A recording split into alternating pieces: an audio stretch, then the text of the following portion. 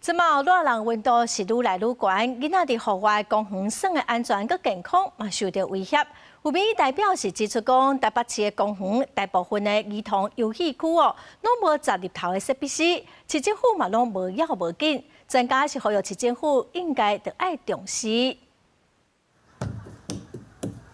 囡仔伫公园游戏场耍甲真欢喜，规个面是笑嘻嘻。毋过民意代表讲，极端气候愈来愈严重。常常出现高温，囡仔伫户外公园佚佗的安全甲健康已经受到直接的威胁，呼吁爱改善公园游戏场的假日设施。我们在实际测量底下，同材质铺面在有遮阴和没遮阴的条件下，温度差异高达9到17度。那在大型烤炉的环境中，孩子面临中暑和热伤害的风险。透过游戏、透过玩，其实都可以让儿童在发展上，不管他的身体功能，或者是他的，我们现在很强调所谓的精神健康的部分，都可以有所提升。地公明提出3大建议，包括制定游戏场假日标准，先以自然假日优先。若无会当假日的球场，就要做日照分析，评估人造假日的位置。莫针对金属的表面设施，排队也是受困的所在设假日设施。那这样设施以目前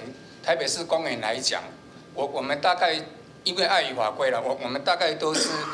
以活动式可拆卸的方式，自然的树荫那是最好的啊，最棒的。就是游戏场，你当然是选择在树荫底下，但是我就是安全距离，就是要做一个考量啊。如何提供一个安全又舒适的游戏场给小朋友使用，这个部分我们会配合公园处未来的规划来演绎。民意代表讲，目前台北市公园内底有提供假日设施的公园儿童游戏区是无几个，而且市政府到当也未定定明确的设置标准，呼吁市政府爱重视来改善公园游戏区的假日设施。记者综合报道。